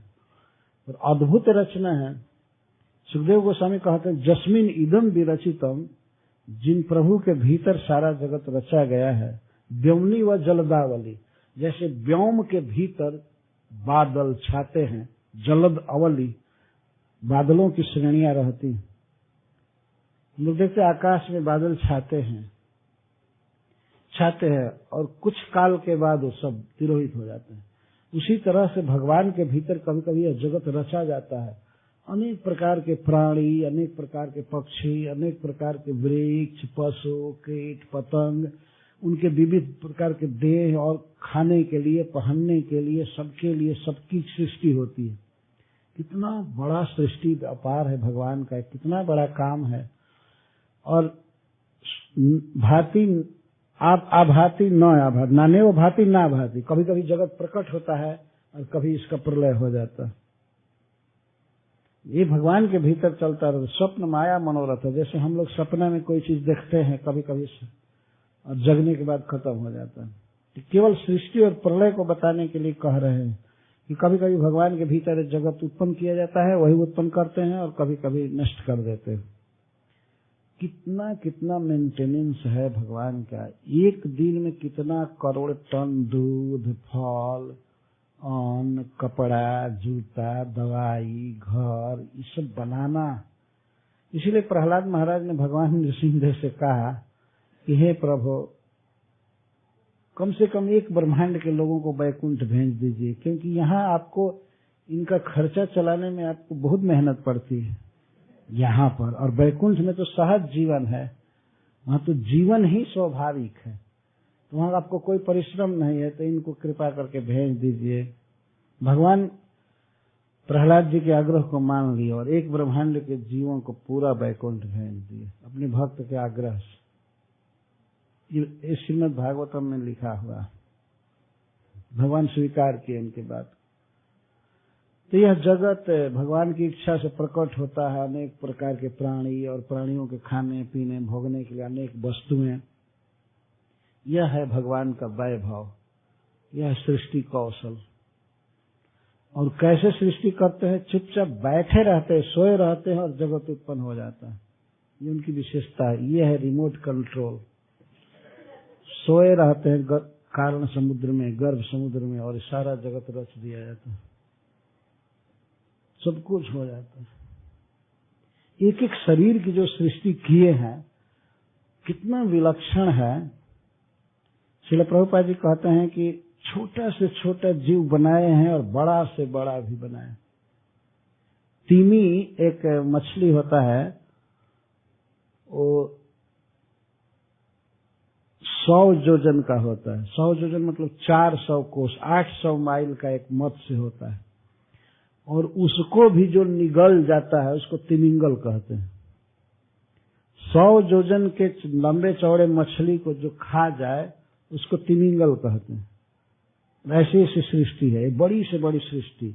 और छोटी से छोटी सृष्टि भगवान किए हैं, जैसे मच्छर है, उससे भी छोटा कीट पतंग, उसमें सारी इंद्रियां हैं, आंख भी है, नाक भी है, सब हम देख नहीं सकते अपने आंखों से, फिर भी इतना सूक्ष्म बनाए हैं। श्रील प्रभुपाद जी कहते थे कि ये वैज्ञानिक बड़ा गर्व करते हैं कि हम विमान बनाए हैं, विमान बनाए हैं। एक मच्छर जैसा छोटा विमान बना दें तो मानूंगा कि ये कुछ बनाते हैं। मच्छर में विमान के सारे लक्षण है, वो भी उड़ता है, वो भी सीटी देता है, जब काटता है, डंक मारता है तो सीटी देते हुए, चुपचाप नहीं। देखा है ना, मच्छर बोलता रहता है और कहीं भी उतर सकता है, कैसे भी उड़ सकता है, और दूसरे के हाथ पैर को झटका को देखकर भाग जाता है। उसमें सब कुछ भगवान ने बनाया है। और ऐसे मच्छर की एक टांग टूट जाए तो दुनिया के सारे वैज्ञानिक मिलकर नहीं बना सकते। एक मच्छर की एक टांग टूट जाए, ये बनाने की शक्ति नहीं है ना, नहीं बना सकते। मनुष्यों के टांग को बनाते हैं तो वो भी भगवान के बनाए हुए लकड़ी या प्लास्टिक से ही बनाते हैं, अपने पेट से तो कुछ निकाल नहीं सकते। भगवान ने जो दिया है उसी से नकली टांग बना देते हैं, हाथ बना देते हैं, जो भी बना दे। तो भगवान ने दिया है वस्तु, तब बनाते हैं। तो ऐसे प्रभु का भजन करना चाहिए जो वास्तव में इस जगत के ईश्वर है, जो पालक हैं, इसके नियामक हैं, कंट्रोल में रखते हैं। जजाति महाराज ऐसे प्रभु के भक्त थे और उन्होंने भूरी भूरी यज्ञों द्वारा पूजा किया। तमेव हृदय विन्यस्य वासुदेवम गुहाशयम नारायणम अणियंसम निराशीर यजत प्रभुम। ऐसे वासुदेव सभी जीवों को उत्पन्न करने वाले और सभी जीवों के हृदय में निवास करने वाले, गुहाशयम हृदय में सोने वाले नारायण की ये पूजा किए, भक्ति किए, निराशिष किसी कामना से नहीं, सहज प्रेम से भगवान का भजन किया। ऐसा नहीं कि हम यज्ञ करें, भगवान से ये चाहें, ये मांगे, कुछ भी नहीं मांगे, बिल्कुल प्योर भक्त थे। यहाँ दिखाया गया है कि भक्ति का स्तर बहुत विभागों में बांटा हुआ है। इतनी भक्ति करने के बाद भी महाराज जजाति को संतोष नहीं हुआ भक्ति से, तो और भक्ति करने के लिए उन्होंने घर छोड़ दिया। उन्होंने देखा कि पत्नी की आसक्ति हमारे लिए बहुत बाधक है, सब कुछ त्याग करके कृष्ण का भजन करना चाहिए, सबसे फ्री होकर। जैसे कभी कभी भक्त लोग सोचते हैं कि वो दिन कब आएगा कि ये सब जाब काम धंधा छोड़कर वृंदावन में रहेंगे, है ना। वो भक्ति करते हैं इसीलिए, और भक्ति करने की उनको इच्छा होती है। और जो भक्ति बिल्कुल नहीं करते, उनको कहिए कि आपको वृंदावन जाना है तो कहते हैं अरे क्या जाएंगे, वहां बहुत दुख है, यही ठीक है ना, कहते सुना जाता है। और जो भक्ति करते हैं उनकी लालसा बनी रहती है कि कब भगवान ऐसा अवसर देंगे, कब ऐसे जीवन में आएगा, इधर जो होना है वो हो जाए भगवान की कृपा से, जो कुछ भी ठीक है, लड़के ठीक हो जाए, हो जाए, वो हो जाए, और हमको भगवान फ्री करे। जब हम लोगों को भी इच्छा होती है तो महाराज जजाति को कितनी इच्छा होगी, जो शुरू से ही फर्स्ट क्लास के भक्त थे। जैसे मैंने कहा ना, जो भी भोग करते थे धर्म के अनुसार, भगवान ने जो वेद शास्त्र में आज्ञा दिया है उसके अनुसार विषय भोग कर रहे थे। राजा थे, सम्राट थे, चाहते तो हजारों स्त्रियों को रख सकते थे। जैसे कामी व्यक्ति कभी ऐसा सोचता है, जैसे रावण था, वो गुंडा था, बहुत बदमाश था, वो कई स्त्रियों का हरण किया था और उसी अनुसार सीता का हरण कर लिया और मारा गया। मनुष्य को अपने काम पर, क्रोध पर और लोभ पर विजय करना चाहिए। भगवान गीता में इस बात को कहते हैं, त्रिविधम नरकस्येदम द्वारम नाशनम आत्मना काम क्रोध तथा लोभ तस्माद एतत् त्रयम त्यजेत। भगवान कहते हैं नरक जाने के 3 गेट हैं, काम, क्रोध और लोभ। इसीलिए श्रेयसकामी पुरुष को, कल्याणकामी पुरुष को चाहिए कि तीनों को त्यागे, उससे लाभ नहीं होता है, काम, क्रोध और लोभ। महाराज जजाति वास्तव में एक भक्त थे, तो ये भगवान की पूजा किए। तमेव हृदय विन्यस्य, रात दिन कृष्ण का चिंतन करते थे।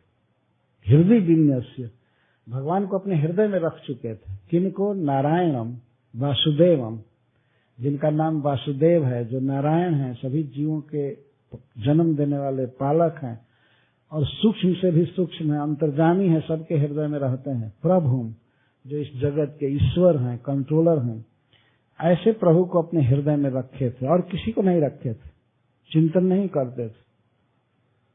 लेकिन अब श्रील सुखदेव गोस्वामी सबको वैराग्य की शिक्षा के लिए कहते हैं, एवं वर्ष सहस्राणि मनः षष्टैर मनः सुखम विदधानोपि न तृप्यत सार्वभौमः कदिन्द्रियैः। सुखदेव गोस्वामी कहते हैं कि विषय भोग करने से महाराज जजाति की इंद्रियां विषयों के तरफ ही जा रही थी। विषयों का ऐसा स्वभाव है, कोई व्यक्ति संसार के भोगों को भोगे तो भोगने की लालसा समाप्त नहीं होती है, बल्कि और बढ़ती जाती है। जैसे महाराज जजाति ने स्वयं कहा है कि जैसे अग्नि में घी की आहुति देने पर आग और भभकती है और लपटें उठती हैं, उसी तरह से विषयों को भोगने पर भोगने की लालसा और बढ़ जाती है। अतः सबसे बेटर मार्ग है कि इनको ना भोगा जाए, और भोगना भी है तो सीमित मात्रा में भोगे, नहीं तो वो फिर अपने मन को, अपने इंद्रियों को भगवान में लगा ही नहीं पाएगा। उनकी आदत हो जाती है विषयों की तरफ जाने की, बहुत जोर से विषय प्रवण हो जाती है इंद्रियां। तो कदिंद्रिय अपनी कुत्सित इंद्रियों से, कुत्सित इंद्रिय का मतलब कि विषय गामनी इंद्रियों से भी विषयों को भोग रहे थे, अतः उन्हें कभी प्रीति नहीं हुई, संतुष्ट नहीं हुए विषयों से। सार्वभौम, जबकि सार्वभौम थे, संपूर्ण पृथ्वी के सम्राट थे, राजा थे, किसी वस्तु की कमी नहीं थी। जो भी खाना था, जो भी पहनना, जो भी जैसे भोग करना उनको सुलभ था, और सब प्रकार के भोगों को उन्होंने भोगा। कितने दिन तक? वर्ष सहस्राणी, 1000 वर्ष तक, 1000 ईयर तक पूरा। लेकिन विदधानोपि न अतृप्यत, फिर भी उनको तृप्ति नहीं हुई। अभी मन में लालसा रह ही गई कि ये इसको भोग लूं, ऐसे भोगूं, ये खाऊं, वो खाऊं, वो खाऊं। शास्त्र में बताया गया है कि मनुष्य को संतोष करना चाहिए किसी भी विषय में। जैसे शास्त्र कहता है त्रिषु संतोषो कर्तव्य, स्वदारे भोजने धने, त्रिषु नैव कर्तव्यो अध्ययने जपदानयो। शास्त्र बताता है 3 वस्तु में मनुष्य को जरूर संतोष कर लेना चाहिए। किसमें? स्वदारे भोजने धने, अपनी पत्नी में पूर्ण संतुष्ट कर लेना चाहिए। विवाह के द्वारा जो पत्नी प्राप्त हुई है धर्म के अनुसार, वो भगवान का दिया हुआ वरदान है। उस व्यक्ति के लिए वही उर्वशी है, वही रंभा है, वही सरस्वती है, सबसे गुणवती वही है उसके लिए, उस पति के लिए।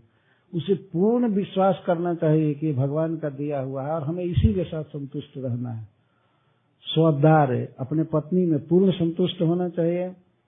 और भोजन है, भोजन में, भोजन वही मिलता है जो ललाट में लिखा हुआ है। वास्तव में हाय हाय करने से मिलता नहीं है कभी कभी, देखा गया। भोजन जो मिले नेक कमाई करके कहीं भी, तो उसको खा लेना चाहिए अच्छा से, शाकाहारी भोजन उसको खा लेना चाहिए। और बेटर के लिए नहीं चिंता करनी चाहिए। कुछ लोग ऐसे होते हैं जो भोजन परसा गया उनको उसमें रुचि नहीं लेते हैं, और जो नहीं परसा गया है उसकी याद कर करके रोते रहते हैं। हमने देखा, हमारे पास एक हमारा मित्र था पहले स्कूल में पढ़ते समय, तो जो वस्तु आती थी थाली में उसका गुणगान नहीं करता था, उसमें कोई रस नहीं देखता था। जब आती थी तो वस्तु तो जो नहीं आई है उसकी याद करता था। जैसे मान लीजिए अगर भोजन में अचार नहीं आया तो कहता ओहो अचार रहता तो मजा आ जाता, और जो है उसमें मजा क्यों नहीं ले रहे हो। जो नहीं वस्तु रहती थी उसी की याद करता था, उसकी आदत थी। जो है, जो भगवान ने भोजन दिया है वो खा लेना चाहिए, और वो अपने कर्म के अनुसार भोजन मिलता है। कोई किसी को भोजन दे नहीं सकता है, खा लेना चाहिए। हमने देखा अपने गांव में एक व्यक्ति बहुत क्रोध किया अपने पत्नी पर, वो भोजन पर से डायरेक्ट हमने देखा, और वो कहा कि नहीं खाऊंगा, किसी बात के लिए क्षुब्ध था, नहीं खाना है। पत्नी विनय कर रही थी खा लीजिए खा लीजिए, नहीं खाना है। वो जाकर के सो गए रात भर, अपने जहाँ पुरुष लोग रहते थे तो सो गए। और जब सवेरे भूख लगी तो अब क्या करें, अब कैसे मांगने में भी संकोच हो रहा था। तो अपने बच्चे से कहते हैं जाओ घर में कुछ खाने को हो तो लाओ, और ज्यों की वो थाली पूड़ी पकवान बना था उस दिन वो रखी गए थे, वो सवेरे खाए, फिर वह शाम को क्रोध खाए केवल। आखिर वही भोजन किए। तो भोजन प्रेम से करना चाहिए। कुछ लोगों की आदत होती है प्रेम से नहीं खाते हैं, कुछ न कुछ कमी देखते हैं और दुबले पतले बने रहते हैं। जब उसमें रस देखेगा ही नहीं, आराम से खाएगा नहीं, तो क्या करेगा। और धन में तो पत्नी में, भोजन में और धन में संतोष करना चाहिए। याद रखे, दुनिया में इतना ज्यादा धन है, सब बिखरा हुआ है, लेकिन मिलेगा वही जितना कर्म में लिखा है, ज्यादा मिलेगा नहीं। कितना भी परिश्रम कीजिए, कुछ भी कीजिए, नहीं लिखा है तो नहीं मिलेगा। जैसे बैंक में इतना रुपया जमा रहता है, कुछ भी जमा हो, लेकिन आपको तो आपके खाते के अनुसार ही मिलेगा ना। भले अरबों खरबों डॉलर उसमें पड़ा है, लेकिन मिलने वाला नहीं। अपना जो है लिखा हुआ वही मिलेगा। इसलिए मनुष्य को धन में भी संतोष करना चाहिए। भगवान ने जितना दिया है, चलो इसमें काम चलाएंगे, और आगे जरूरत होगी तो वो देंगे। मेरा कहने का आशय नहीं है कि आदमी को आलसी बनकर चुपचाप बैठना चाहिए, काम करना चाहिए, लेकिन विश्वास रखना चाहिए कि भगवान देंगे और जितना जरूरी है उतना देंगे, और नहीं तो जो कर्म में लिखा है देंगे। अब हाय हाय करके क्या करेंगे? प्रसन्न रहना चाहिए।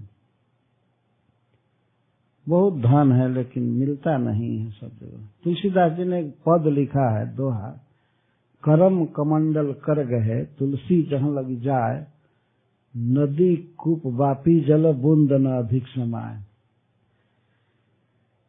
प्रत्येक व्यक्ति जहां भी जा रहा है तो अपने कर्म का कमंडल लेकर जा रहा है। कमंडल समझते हैं, जिसमें पानी रहकर साधु लोग चलते हैं। तो अपना कर्म जो है कमंडल की तरह है।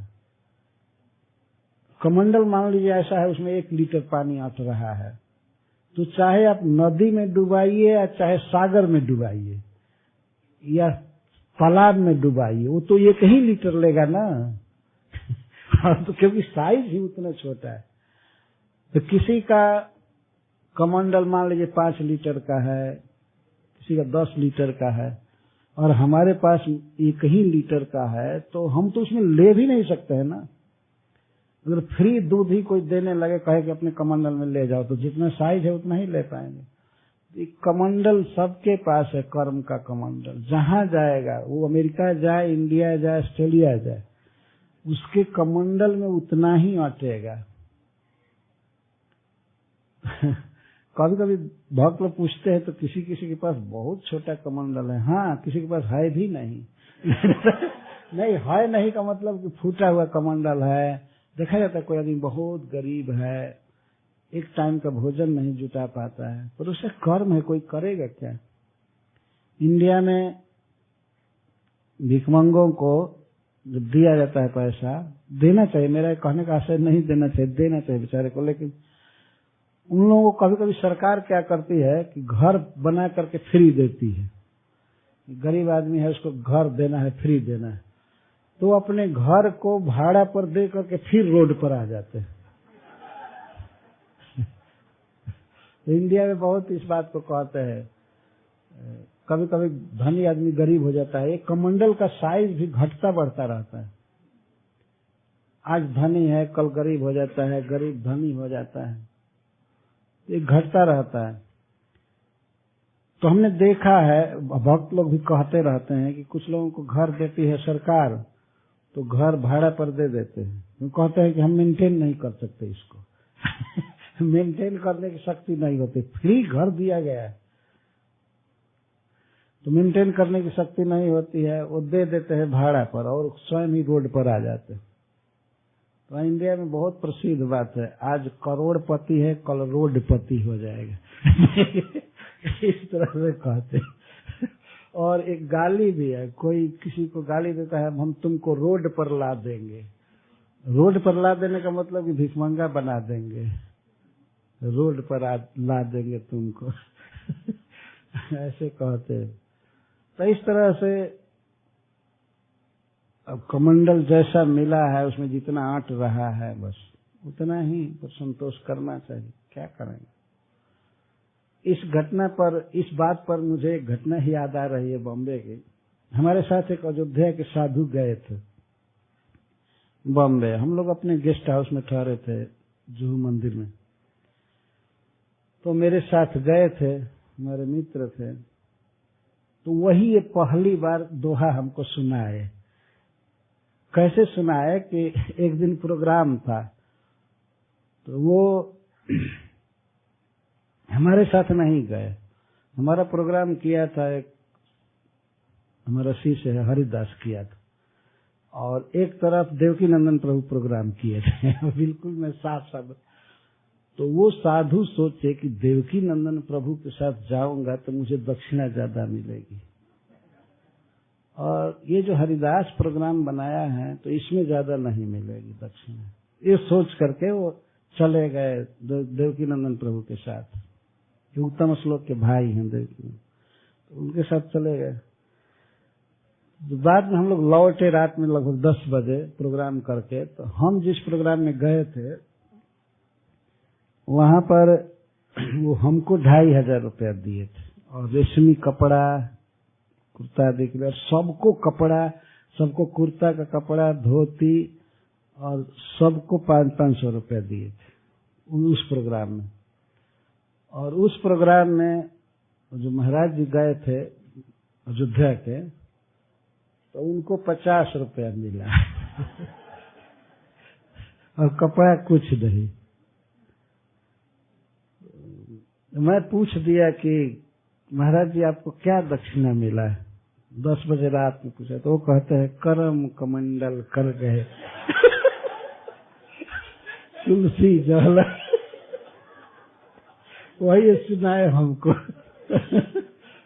तो हमने पूछा कितना मिला, तो कहते हैं करम कमंडल कर गए कोई कह ही जाए, हम अयोध्या छोड़कर बॉम्बे में आए हैं, लेकिन हमारा करम का कमंडल साइज बहुत छोटा है तो मैं पूछ दिया कि कितना लीटर आता है आपके कमंडल में, कितना लीटर आता है, तो वही कहे कि आधा लीटर तो मैं आधा लीटर मतलब अरे 50 रुपया तो उस दिन से हम लोग कहने लगे अच्छा 100 मिला तो 1 लीटर मिला भक्त लोग भी जानते हैं बॉम्बे में इस बात को। उस समय से प्रचार हो गया लीटर मतलब क्या हुआ और कर्म कमंडल मतलब भाग्य कर्म ये सब तो वो कहे कि हमारा कर्म कमंडल बहुत छोटा है, इसमें इतना ही आटा क्या किया जाए तो इस प्रकार से मनुष्य को सोचना चाहिए कि भगवान ने हमारे कर्म कमंडल का साइज जो बनाया है उसमें संतुष्ट करे, संतुष्ट रहे। और कितने लोग कितना गरीबी में जी रहे हैं, कितना अभाव में जी रहे हैं, अगर उसको भी देखा जाए तो हमें खुश रहना चाहिए। भगवान ने हमको तो बहुत दिया है, और अधिक अधिक के लिए मरना नहीं चाहिए, और मरने से मिलेगा नहीं, मिलने वाला है ही नहीं, और जो मिलने वाला है उसको कोई रोक नहीं सकता है, रोक ही नहीं सकता। तो महाराज जजाति इंद्रियों के भोगों में थे भक्त होते हुए भी, इसीलिए उनकी इंद्रियां विषय भोग में ही चली जा रही थी, धसती जा रही थी, जबकि भगवान की भक्ति कर रहे थे लेकिन भोग में थे। 1000 वर्ष तक मनः सुखम, मन के सुख को भोगे, इसका मतलब केवल कल्पना है, इन भोगों में सुख नहीं है, दुख है। यही संस्पर्शजा भोगा दुख योनयवते, दुख की जोनियां हैं भोग, फिर भी मनुष्य इसमें लगा रहता है। तो इस प्रकार ये विषय भोग करते रहे लेकिन तृप्त नहीं हुए।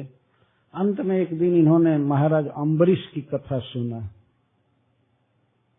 अम्बरीश महाराज संपूर्ण पृथ्वी के सम्राट थे, उनके अधीन थे जजाति महाराज। ऐसी व्यवस्था थी, क्षत्रियों का 2 वंश पृथ्वी पर चलता था, एक सूर्य वंश एक चंद्र वंश। तो जब सूर्यवंशी सम्राट होता था, चक्रवर्ती सम्राट, तो जो सूर्यवंशी चक्रवर्ती सम्राट होता था तो चंद्रवंशी उसके अधीन राजा होता था, और जो चंद्रवंशी सम्राट होता था तो सूर्यवंशी उसके अधीन रहते थे। जैसे चंद्रवंश में महाराज पुरुरवा संपूर्ण पृथ्वी के एम्परर थे, सम्राट थे, तो उनके अधीन सारे राजा लोग थे। नहुस के अधीन सारे राजा थे, नहुस और पुरुरवा ये लोग चंद्रवंश के राजा थे। और जब अम्बरीश महाराज राजा बने थे तो ये लोग इस वंश के जो राजा उस समय थे वे अधीन थे, तो जजाति महाराज थे। चंद्रवंश में, सूर्य वंश में इक्ष्वाकु महाराज या अम्बरीश महाराज ये लोग चक्रवर्ती सम्राट थे, कई हुए हैं। तो महाराज जजाति एक बार महाराज अम्बरीश की भक्ति की कथा सुने, किस तरह से भगवान की सेवा पूजा कथा कीर्तन में ही लगे रहते हैं, कभी विषय भोग में नहीं रहते हैं। तो वो बात सुन करके इनके हृदय में लग गई, ठेस लग गई कि हम पूर्ण रूप से कृष्ण का भजन नहीं कर रहे हैं। तो इस बात से उन्हें वैराग्य हुआ। तो एक दिन की बात थे, वे अपने पत्नी के साथ अपने महल में बैठे हुए थे, उनकी सेवा कर रहे थे। तो उन्होंने बुलाया कि प्रिय तुम मेरे साथ बैठो, मैं तुमसे एक कथा सुनाना चाहता हूँ। कथा सुनाना चाहता हूँ। वो बहुत भोगों से उब गए थे और चाहते थे कि देवयानी भी अब पूर्ण शुद्ध रूप से भजन करे और मैं भी भजन करूंगा भगवान का। तो बैठी बेड पर सुनाने लगूंगा। कोई नहीं था, केवल राजा जजाति थे और उनकी पत्नी रानी देवयानी। तो कहने लगे, उन्होंने देख लिया कि हमारा नाश हो चुका है भोगों में, तो बहुत निर्वीण हो गए, वैराग्य हो गए। तो गाथा में ताम गाय, तो एक कथा कहने लगे। शृणु भार्गवी अमुम गाथा मद विधा चरितम भुवि धीरा जस्यानुशोचन्ति बने ग्राम निवासिन। हे प्रिय सुनो, एक मैं कथा सुना रहा हूँ, गाथा सुना रहा हूँ, जिसमें हमारे जैसे आदमी के बारे में कहा गया है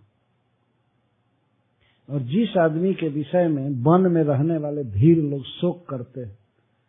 तो वास्तव में विरक्त महापुरुष होते हैं जो भगवान के भजन से बिल्कुल सुखी रहते हैं। तो वे लोग कभी कभी याद करते हैं कि शहर में आदमी सब कीड़े की तरह रह रहे हैं भगवान को भूल करके। उनको इतना सुख मिलता है भगवान की भक्ति में कि वो सोचते हैं कि ये तो सब गट्टर के अंदर कीड़े की तरह पड़े हुए हैं। धीर लोग शोक करते हैं हम लोगों के विषय में। महाराज जजाति कहते हैं हम लोगों के जीवन पर वे तरस खाते हैं, शोक करते हैं। ऐसे लोगों की कथा इस गाथा में है जो मैं तुमको सुना रहा हूं। देखिए, धीरा जस्यानुशोचन्ति बने ग्राम निवासी न। एक ग्राम निवासी है, एक वन निवासी। तो ग्राम निवासी का अर्थ शहर में रहने वाले, गांव में रहने वाले, जो भगवान को भूल करके अपने काम धंधा में विषय भोग में लगे हुए हैं, जिनका जीवन व्यर्थ जा रहा है, उनके विषय में विरक्त लोग अपने साथ कभी वार्ता करते हैं। जैसे मान लीजिए कोई वृंदावन में रहता है, हिमालय में रहता है, हरिद्वार में, जगन्नाथपुरी में। वास्तविक बात है, कभी कभी भजन का इतना सुख मिलता है, इतना सुख मिलता है कि उस समय याद आता है कि अरे गांव और नगर में रहने वाले लोग इस सुख को कब लेंगे, कब पाएंगे। और वो तो नगर के सुख में ही मस्त हैं। कहीं कार से जा रहे हैं, अच्छी कार है तो उसी में संतुष्ट हैं। कहीं क्लब में जा रहे हैं, कहीं कोई फेस्टिवल है, कहीं कोई कुछ है, फंसे हुए। तो धीर लोग शोक करते हैं शहर में रहने वालों के प्रति। तो ऐसी गाथा है उसमें। तो तुम सुनना चाहती हो तो देवयानी जी ने कहा सुनाइए। तो कहते हैं वस्त एको बने कश्चित विचिन्वन प्रियम आत्मना। सुनो प्रिय, मैं कथा कर रहा हूं। एक बकरा था, वो वन में अपनी प्रिय वस्तु खोजता हुआ घूम रहा था। एक बकरा अपनी प्रिय वस्तु खोजता हुआ घूम रहा था, मतलब उसको प्यास लगी थी, वो पानी खोज रहा था। वो अपने बारे में ही कह रहे हैं, अपने को ही बकरा कह रहे हैं। एक बकरा था वन में, वन से मतलब संसार में प्रिय वस्तु खोज रहा था, घूम रहा था। तब तक घूमते घूमते वो एक कुआं में जा करके देखा। कुआं में एक बकरी गिरी हुई थी। वो स्वयं कह रहे, और देवयानी जी फिर भी सुन रही। वो समझ गई शुरू में ही कि कथा किसकी है। ये वास्तव में कोई बकरा बकरी की कथा नहीं थी, कथा अपनी है। तो अपनी पत्नी को कोई कैसे बकरी कहेगा? तो उसको संतोष होगा ये सुनकर, पहले अपने को बकरा कह रहे हैं, तब वो सुनेगी शांति से। तो क्यों बकरा कह रहे हैं? बंगला में बोका कहते हैं बकरा को। बो करोती इति बोका। तो खास करके स्त्री की चापलूसी करने वाले जीवों में बकरा सबसे श्रेष्ठ है। वो बकरी को बहुत तरह से मनाता है, बहुत तरह से आगे पीछे मनाता है, कुछ अपनी बोली बोल करके। जो मनुष्य वास्तव में अपनी पत्नी के इतना अधीन है और उसी को संतुष्ट करने में पड़े रहते हैं, भगवान के भजन से कोई मतलब नहीं, तो वो बकरा ही है वास्तव में। और फिर भी वो संतुष्ट नहीं हो पाती, वो भाग करके मायके चली ही गई बकरी। ये सब कथा कह रहे, बस तो एक बने कष्टित विचिन्वन प्रिय महात्मा। एक बकरा था, अपना प्रिय विषय खोज रहा था वन में। खोजते खोजते ददर्श कूपे पतिताम स्व कर्म वशगाम अजाम। तो कूपे पतिताम अजाम ददर्श, कुएं में गिरी हुई अजा को, बकरी को देखा उसने। कुएं में गिरी हुई बकरी को देखा। कैसे गिर गई थी? स्वकर्म वशगाम, अपने कर्म के कारण गिर गई थी। कर्म उस बकरी का ये था कि अपनी सहेली को साड़ी पहन लेने के कारण एक दूसरी बकरी पहनी थी, तो उससे झगड़ा की, तो कुछ बकरियों ने मिलकर पटक दिया उसको कुएं में। यही स्वकर्म वशगाम, अपने कर्म के कारण गिरी थी। और देवयानी से ही सुनाया जा रहा है। लेकिन वो भी बहुत महान महिला थी, जिससे उसने भक्ति की शिक्षा लिया। पति ने दोष बुद्धि नहीं किया, अपने कर्म के कारण कुएं में गिरी हुई थी। श्रील प्रभुपाद जी लिखते हैं यहाँ पर परपोर्ट में कि जब तक विवाह नहीं हुआ है किसी कन्या का, तो कुआं में ही गिरी हुई मानी जाती है। विवाह होने के बाद तब उसको प्रसन्नता होती है, चाहे उसके पिताजी भी प्रसन्न हो जाते हैं, रिलैक्स्ड फील करते हैं, चलो एक जगह पर हमारी बेटी चली गई, सब ठीक हो गया। तो प्रभुपाद जी कहते हैं कि विवाह के पूर्व वो कन्या भी बड़े विचार संकट में रहती है कि हमें कौन वर मिलेगा, कहाँ मिलेगा, कैसा होगा। इसीलिए उस दशा में, विवाह के पहले जो दशा लड़की की होती है, तो उसको कुएं में गिरा हुआ कह रहे हैं महाराज जजाति। अपने कर्म के कारण कुएं में गिरी हुई थी, तो बकरा उसको देखा, तो तस्या उद्धरणोपायम वस्त कामी विचिंतन। तो वो बकरा कामी था, उस बकरी को कुआं से निकालने का उपाय सोचने लगा। इन्होंने उपाय किया था, धनुष से उन्होंने कुआं का तट खाल किया था, नीचा किया था, तो उसी को कह रहे हैं कि अपने सींग से वो बकरा कुएं के तट को नीचा किया। ये तो केवल कथा सौंदर्य के लिए कह रहे हैं, उस सिंह का अर्थ उसे नीचा किया और किसी उपाय से निकाल लिया उस बकरी को। तो बकरी निकलने पर उसी बकरे को पसंद किया, कहा कि आप ही हमारे पति हैं, आप ही हमारे सब कुछ हैं। तो बकरा तो चाहता ही था, उसने स्वीकार कर लिया, उस बकरी के साथ रहने लगा। लेकिन वो बकरा ऐसा था, वो राजा बकरा था, राजा था, बहुत सुंदर था, इसलिए अन्य बकरियां भी उसको पसंद करती थी। तो वो कामी बकरा माना नहीं, वो एक बकरी के साथ संग किया, शर्मिष्ठा के साथ। अब ये कह रहे, नाम नहीं रख रहे हैं, क्योंकि कामी था ही, उसको एक पत्नी से संतुष्टि नहीं थी, एक बकरी से, तो एक और बकरी से संग किया। इस पर कुएं से निकाली हुई बकरी को बहुत क्रोध हुआ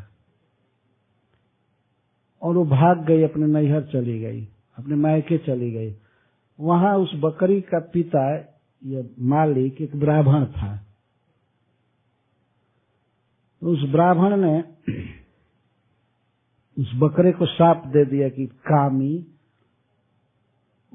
उसने शाप नहीं दिया, वो उसके अंडकोश को काट लिया, मतलब उसे रति करने में असमर्थ बना दिया, बूढ़ा बना दिया। तो बकरा रोने लगा, हाय हाय करने लगा। तो अपनी पुत्री बकरी जो उसकी थी, उसी के हित के लिए, वो बकरा बड़ा उपाय जानने वाला था, वो तुरंत व्यवस्था कर दिया और उस कांड को जोड़ दिया, मतलब उसको जवान बना दिया। और इसके बाद उस बकरी के साथ वो बकरा विषय भोग में रहा बहुत काल तक, हजारों बरस तक। तथा हम कृपण शुभ्रु भवत्या प्रेम जंतु आत्मानम ना भी जाना मोहितस्तव माया। हे प्रिय, यही कथा है और मेरी दशा ठीक उस बकरे जैसी है। तथा अहम, इनके कहने का मतलब मैं ही बकरा हूँ, मेरे उसके जैसा बकरा नहीं, मैं ही बकरा हूँ इस कथा में। और मैं तुम्हारी माया से और तुम्हारी सेवा से मोहित होकर के भगवान को भूल चुका। भवत्या प्रेम जंतु, तो वास्तव में देवयानी ने सेवा किया, प्रेम किया। तो तुम्हारे प्रेम से और तुम्हारी सुंदरता से, तुम्हारी माया से मैं मोहित हो गया और मैं भगवान कृष्ण को पूरा पूरा भूल चुका। और आज तक वो बकरा विषय भोग में रह रहा है, लेकिन उसे तृप्ति नहीं हुई। तब देवयानी जी ने कहा कि तो कुछ और वर्षों तक आप विषय भोग कीजिए, हो सकता है कि तृप्ति हो जाए। तब महाराज जजाति ने इतना सुंदर उपदेश किया है, उसको जजाति गीत कहते हैं। महाराज जजाति के जीवन का अनुभव वो कल कहा जाएगा। और जो बोलते हैं कि इस पृथ्वी के सारे भोजन और सारी स्त्रियां, सारा सोना चांदी पशु सब दे दिया जाए, लेकिन उसका पेट नहीं भरेगा, उसे संतुष्टि नहीं हो सकती। बहुत सुंदर बात कहे हैं, तो कल उसकी व्याख्या की जाएगी। हरे कृष्ण। जय श्रील प्रभुपाद।